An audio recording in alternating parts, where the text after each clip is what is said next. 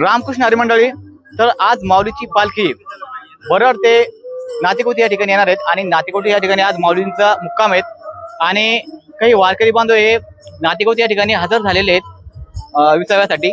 आपण इथं त्यांची थोड्याशा गप्पा मारणार आहोत. हे तुम्ही इकडे बघू शकता, इथं चहा चालू आहेत. रामकृष्ण हरी माऊली. रामकृष्ण हरी. कुठून आलेलात आपण? मी सध्या कोकणात राहतो, रत्नागिरी जिल्हा, संगमेश्वर. माझं नाव चंद्रकांत गंगाराम साळुंके. मी सध्या पुण्यात राहतो. पुण्यावरून आम्ही निघालो आहे आळंदी ते पंढरपूर. बर, तर तुम्ही आता एकूण किती जण आहात? तुमचा ग्रुप किती जणांचा आहे? आमचा ग्रुप आहे, आमची दिंडी 17 नंबर दिंडी चाकणकर, 500 लोक आहेत. बर, तर मला सांगा, तुम्ही ही दिंडी वारी किती वर्षापासून करताय? आम्ही वारी करतो, मला झाली आता 25 वर्ष झाली. 25 वर्षापासून करताय? होय. बर, आता तुम्हाला आता तुम्ही 25 वर्ष तुम्हाला झालेले आहेत, आता तुम्हाला काय फरक जाणवतो बरं वारीमध्ये? फरक म्हणजे आता फरक इतका म्हणजे खूप आनंद होतोय मला. सुविधाच्या बाबतीत समजा, सुविधेच्या बाबतीत काय फरक? सुविधा भरपूर, आता पूर्वीपेक्षा सुविधा आता भरपूर झाल्या आहेत. सगळ्या सोयी व्यवस्थित आहेत. संडास वगैरे, पाण्याची सोय, हे सगळं व्यवस्थित आता आहे. बरं, वारीतून तुम्हाला काय असं म्हणजे नेमकं काय भेटतं बरं, असं काय वाटतं मला?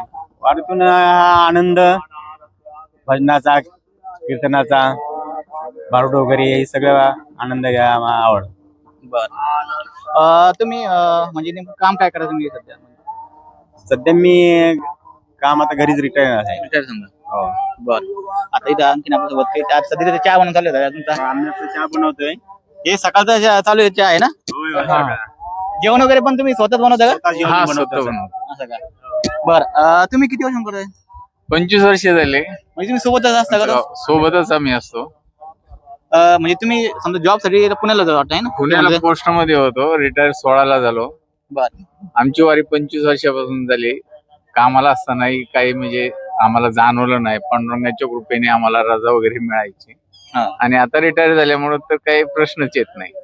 वारी सुरू राहण्या अगोदरच 1 महिना आम्हाला असं वाटतं की कधी आपण निघतोय, कधी वारी होती, असं सतत वाटत असतं. बरं, तुमचं गाव कोणतं आहे? आमचं गाव जेजुरी शेजारी मावडी कडेपठार म्हणून गाव आहे.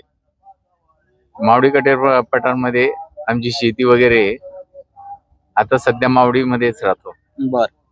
आता तुम्ही इकडे आलेले सर्वजण, आता मग घरचं कसं असतं ते? घरचं म्हणजे शेती वगैरे कोण बघतं? शेती वगैरे अशी शेती म्हणजे शेजाऱ्यांना वगैरे सांगतो, ते पाणी वगैरे देतात. आम्हाला काहीच वाटत नाही. तर इकडे आणखीन परत त्यांचे सोबत आले बांधव. तुमचं नाव? रमेश सोपान बोंगळे. बरं, तुमचं गाव कोणतं आहे? मावडी कडेपठार. म्हणजे तुम्ही दोघं जण एकाच गावचे.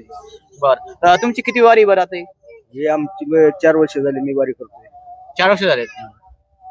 बरं, काय अनुभव आला तुम्हाला वारीतून? म्हणजे वारीतला अनुभव असा की वारीत आल्यानंतर घरचं असं कुठलंच ध्यान होत नाही की आपण घरी काय केलंय काय नाही, हे असलं काहीच आठवत नाही. सगळं माऊलीचंच ही ध्यास. बरं, आता ह्या वर्षी तुम्ही पांडुरंगाकडे काय मागणार आहेत? पांडुरंगावर काही मागणार नाही, फक्त सुखी